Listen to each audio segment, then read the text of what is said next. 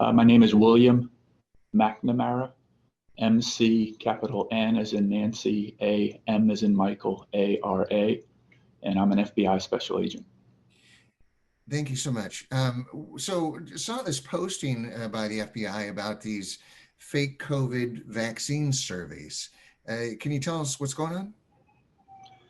Sure, it's a joint public service announcement with our law enforcement partners, and it's just warning the public about post-vaccination scams, which are essentially phishing scams, where businesses or other companies claim to be offering cash incentives or prizes, such as an iPad Pro, if you were to take the survey after your vaccine. But in reality, it's a phishing scam, and we've seen phishing scams in various forms. This is just the same scam in a new form, trying to get people to click on a link with the promise that it's a free gift. All they would have to do is pay shipping and handling. So they click on the link, they provide their credit card information, their banking information, some of their personally identifiable information, and that makes them victim to either a financial loss or identity theft because they have disclosed that personally identifiable information. It is important to note that Moderna, Pfizer, nor Johnson & Johnson are conducting post-vaccination surveys. So if you hear from any of those companies claiming to be any of those companies, it is a fraudulent scheme and what we refer to as phishing. They are phishing for information for you to click a link and provide your personal information, whether it be identifying information, bank account information, or credit card information.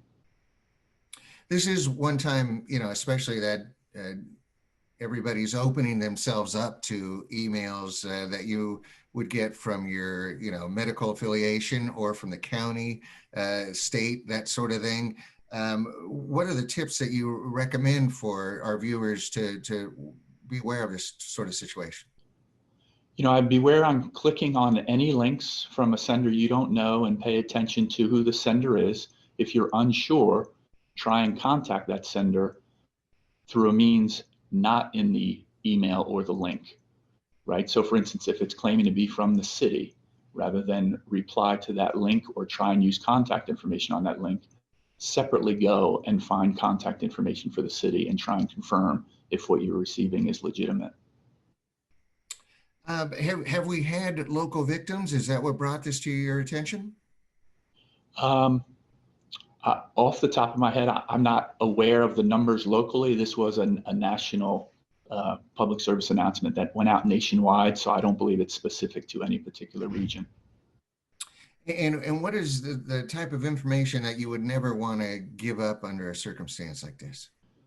You don't want to give out credit card information or banking information because that would make the respondent susceptible to a financial loss. And it is important to note, if you think you've been a victim of one of these scams, immediately contact your financial institution to try and stop the transaction from going through or reverse the transaction. Got it. And one more time, if you can kind of give me the headline here from FBI about this survey scam. So once again, it's a joint public service. I'll start again. Mm-hmm.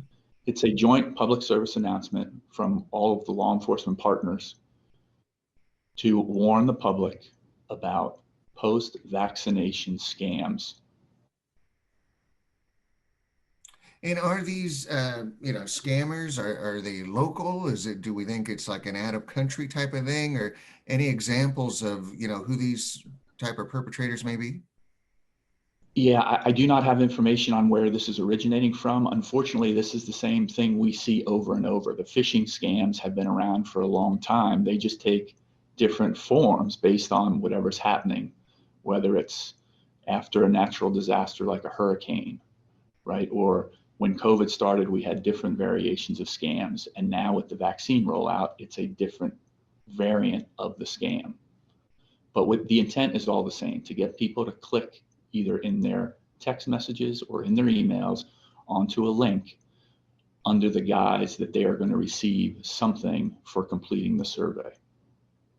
Got it. Anything else you feel you want to add that we haven't touched on? I would say for people that have been victimized or would want to report these crimes, I would refer them to the National Center for Disaster Fraud, the National Intellectual Property Rights Coordination Center, and of course, ic3.gov, which is the Internet Crimes Complaint Center. All right, important information. Thank you for doing the Zoom interview. Appreciate it. Thank you.